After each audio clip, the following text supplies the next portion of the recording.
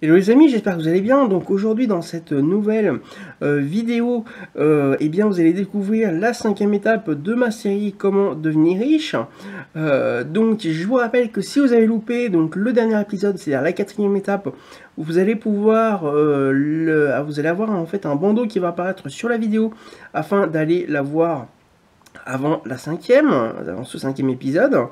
Et si vous avez loupé d'autres épisodes précédents ou si eh bien, vous découvrez cette série, eh bien, vous avez dans les descriptions de la vidéo les liens de tous les épisodes précédents, du premier jusqu'à maintenant, afin que vous puissiez donc eh bien, les voir dans l'ordre. Voilà, donc aujourd'hui, effectivement, eh bien, on va parler dans ce 5e épisode de l'achat de sa résidence principale, puisqu'effectivement, être propriétaire de son logement est pour les Français quelque chose de très important, puisqu'il y a environ 80 à 90% des Français qui préfèrent être propriétaires de leur logement que locataires. Oh oui, puisque devenir propriétaire, eh bien, ça permet notamment, comme principal argument des Français, de ne plus donner un loyer aux propriétaires et d'échanger donc en fait ce loyer qu'on dit, eh bien en fait qu'on jette par les fenêtres, puisqu'on le donne à un propriétaire, qu'on enrichit un propriétaire finalement. Donc ça permet effectivement, quand on devient propriétaire de son logement, eh bien d'échanger ce loyer donc à ce propriétaire contre souvent par un loyer à la banque. Effectivement, quand je parle d'un loyer à la banque, je parle bien sûr de la mensualité, puisque un grand nombre de Français, quasiment 95% eh bien, des Français, font appel à un emprunt à la banque pour pouvoir acheter leur résidence principale. Mais malheureusement, il s'agit d'une très grave erreur si on veut faire une carrière d'investisseur immobilier. Pourquoi? Parce que même si on a l'impression eh bien, que payer la mensualité à la banque, une mensualité à la banque, eh bien, comme je dis, ça permet de ne pas mettre de l'argent par les fenêtres, comme on dit souvent. Mais effectivement, parce que en fait, on achète pour soi, puisque l'argent de la mensualité va à la banque et permet donc en fait petit à petit de devenir propriétaire de cette résidence principale, on se retrouve souvent avec un endettement très important.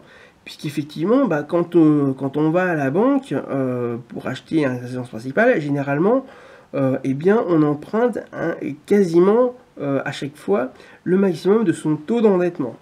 Ce qui fait que, eh bien, quand on veut, par exemple, devenir un investisseur immobilier, par exemple, 1 an après votre achat de résidence principale, 5 ans après, 10 ans après, ou même 15 ans après, et que votre emprunt n'est pas terminé, eh bien, on se retrouve bloqué tout simplement parce que votre banque, quand vous allez l'avoir pour acheter un appartement, par exemple, pour pouvoir le louer, elle va vous dire non monsieur, votre taux d'endettement est déjà maximum avec votre résidence principale, je ne prends pas le risque de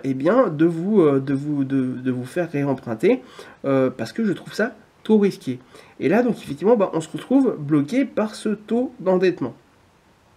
Alors, en fait, quelle est cette solution? Parce qu'effectivement, là, quand vous êtes bloqué, et bien en fait, votre carrière d'investisseur soit prend un très gros coup de frein, soit elle est terminée avant d'être commencée, puisque vous ne pouvez plus rien faire. Donc, il y a plusieurs solutions à ça.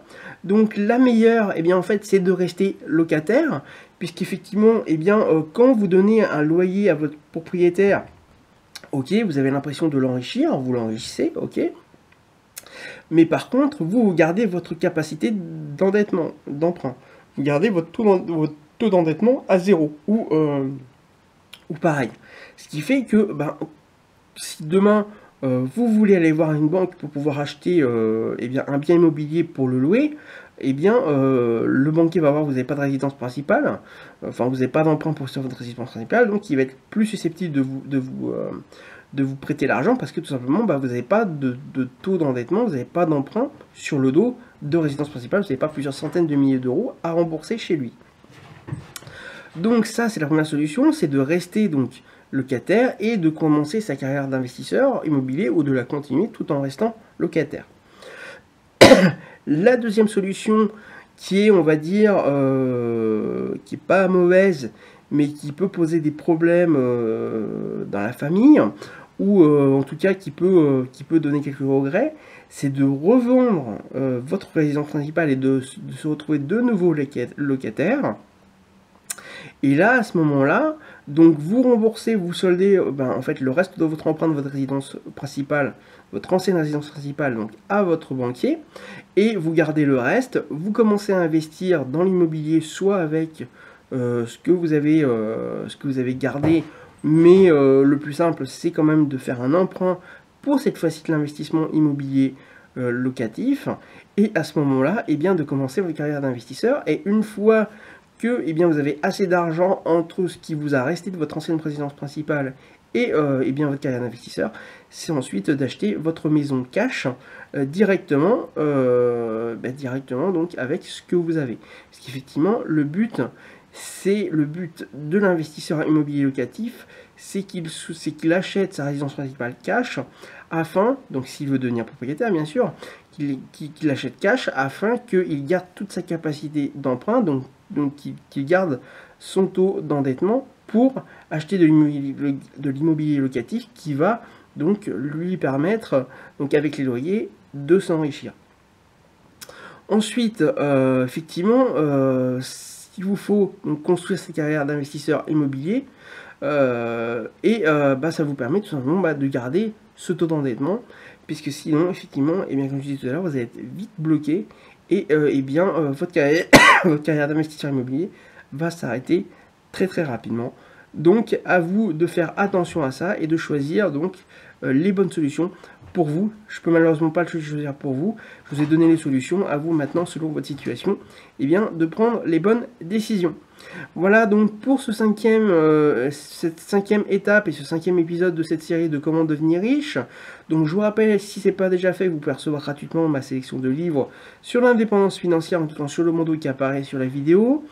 Et je vous rappelle que si vous n'êtes pas abonné encore à cette chaîne YouTube, vous pouvez le faire afin donc de recevoir une alerte lorsque de nouvelles vidéos sont publiées. Donc vous avez un bouton s'abonner sur la vidéo. Également, n'hésitez pas à me laisser un commentaire pour savoir vous comment vous avez fait ou comment vous faites. Donc est-ce que vous avez choisi, est-ce que vous avez acheté votre résidence cash, est-ce que vous l'avez en ce moment avec un emprunt, est-ce que ça vous bloque pour votre carrière d'investisseur ou pas, et si vous êtes bloqué, quelle solution vous allez choisir. Donc dites-le moi dans les commentaires, ça intéressera beaucoup de monde afin qu'on puisse éventuellement en débattre. Ensuite, n'hésitez pas donc à liker la vidéo si vous l'avez aimé et pour me récompenser de ce travail de cette série que je fais gratuitement pour vous. Et également, n'hésitez pas donc à la partager afin qu'un plus grand nombre de personnes puissent la découvrir. Voilà, écoutez, je vous dis à très bientôt pour une prochaine vidéo.